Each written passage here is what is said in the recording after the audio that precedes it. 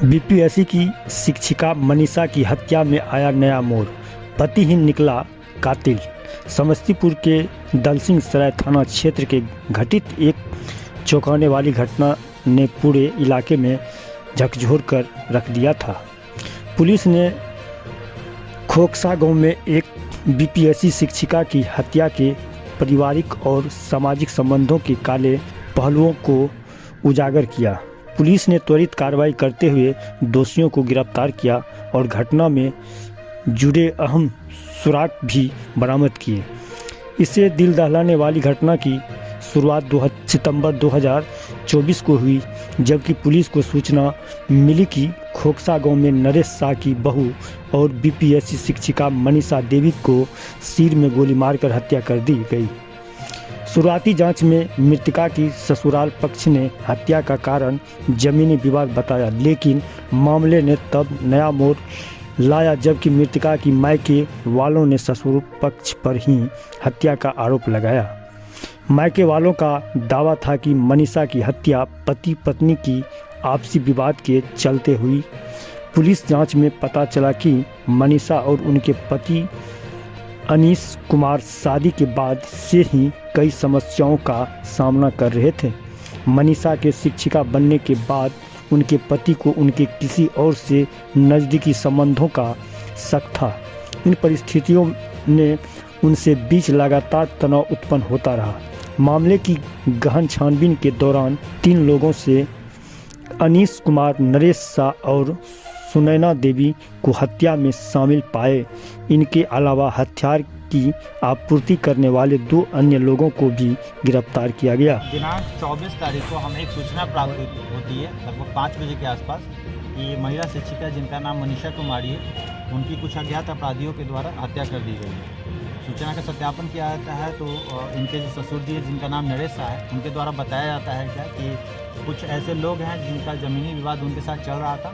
उनके द्वारा वो लोग आते हैं और हथियार के बल पर उनकी हत्या करना चाहते हैं। उसी क्रम में वो ऊपर चले जाते हैं और उनकी हत्या ना होकर के उनकी बहू की हत्या हो जाती है।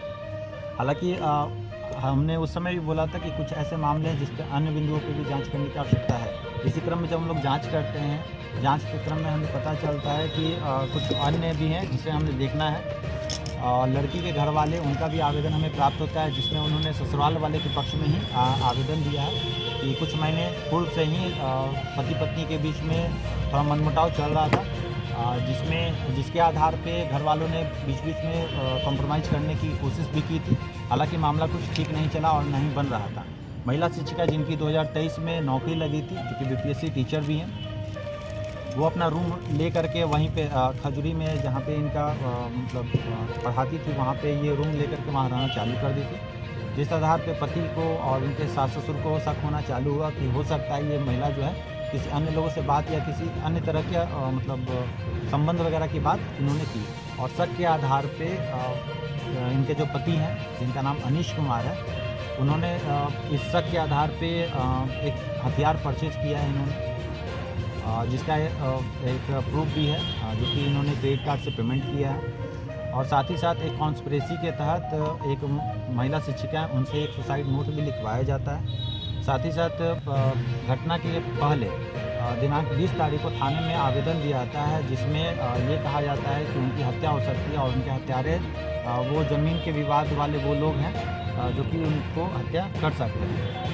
इन सब कॉन्स्पिरेसी के तहत 24 तारीख की रात्रि यानी कि लगभग 3 बजे के आसपास महिला शिक्षिका की हत्या जो है उनके पति के द्वारा ही कर दी जाती और जिसमें उस समय उनके सास और उनके ससुर वो दोनों भी घर पे मौजूद होते हैं।